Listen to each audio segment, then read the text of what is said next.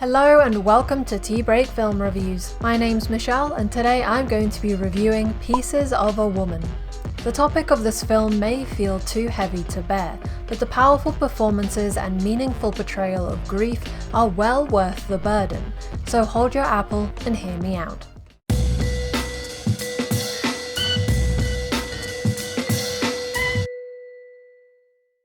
Before we start, please consider subscribing to help support this channel so we can keep making videos like this.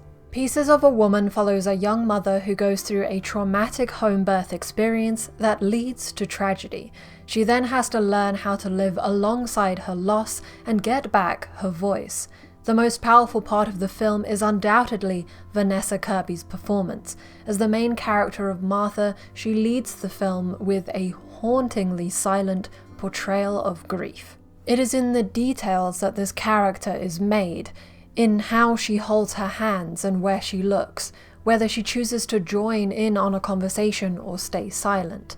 In an interview, Vanessa Kirby describes the research that went behind her character, talking to people who had actually been through this experience as well as witnessing an actual birth. I think this commitment to authenticity really shows, especially in the fantastic opening. The opening mainly consists of the home birth scene that was shot in one long take and equals 23 minutes of the film's runtime.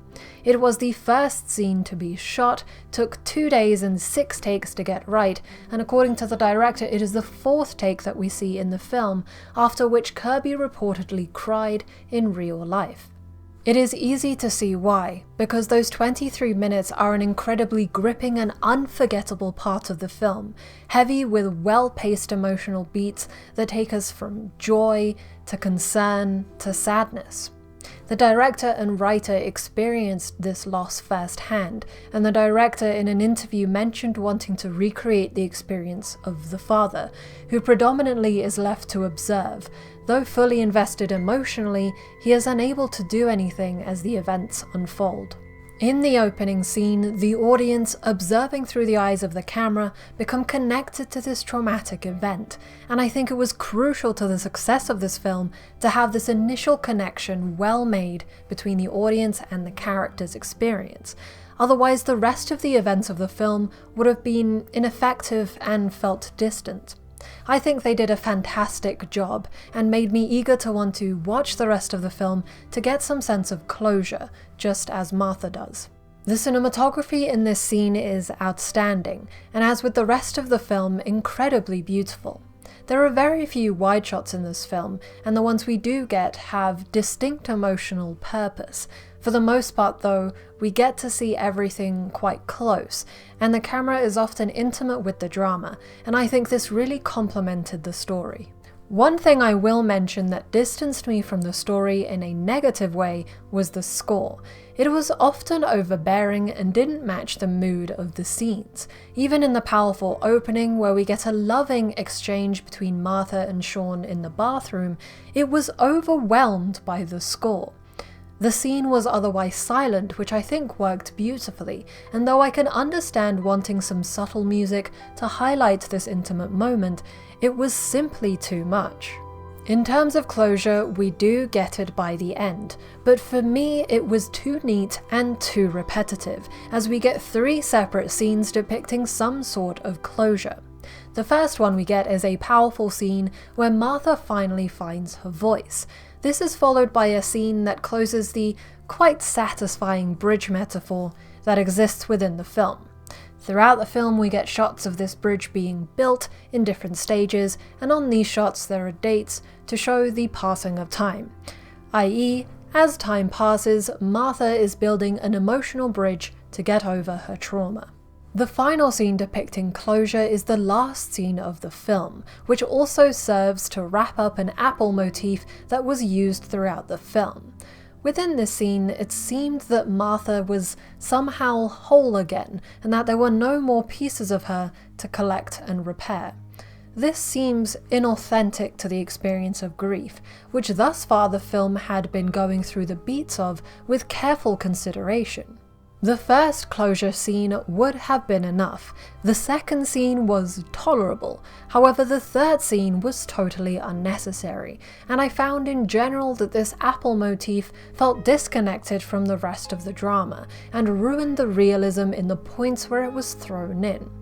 I get that it is quite a beautiful idea, but it really wasn't necessary to the success of this story, especially given that we already had the image of the bridge, which served a similar purpose.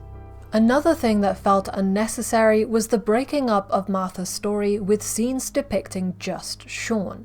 Sean was a two-dimensional character in comparison to Martha.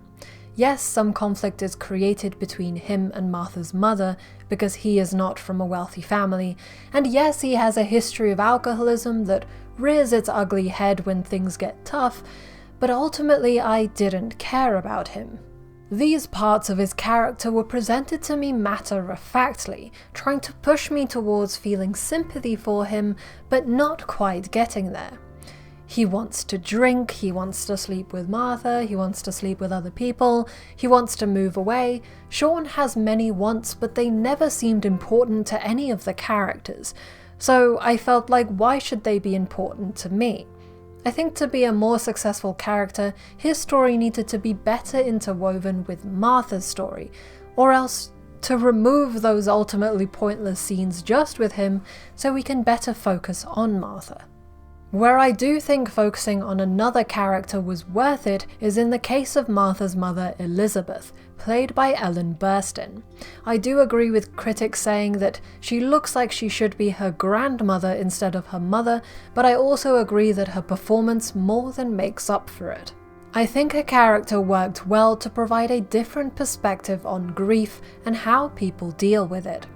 As the older generation within the family, she sees this tragedy happening to her daughter and experiences the loss in a different way, with a much louder voice than Martha's. She has a voice of action, which is the direct opposite of Martha's lack of voice and inaction. Elizabeth is not content with just accepting what has happened, but seeks to find someone to blame so she can remove the guilt that her daughter feels. With every misjudged action she makes, we understand the desperation she feels, as we are just as incapable of doing anything as she is. As an audience member, it was interesting to consider whose side I was on, having witnessed the traumatic event, but also seeing it from a distance. Released during a time where so many people are filled with melancholy, and many have been suffering with grief whether firsthand or from a distance, Pieces of a Woman hits differently than it would have during a normal year. It is not a film there to make you smile or distract you, but it is a film that can help you cope by showing an example of just how strong a person can be after tragedy hits. Thank you for watching. Please like this video if you enjoyed it, subscribe and hit the bell icon if you want to see more videos, and comment with your thoughts on the topic. What films about grief have impressed you? For more film content, feel free to follow us on Twitter, Letterboxd and Facebook, links in the description. Otherwise, this has been Tea Break Film Reviews. My name's Michelle, and I hope you have a great day.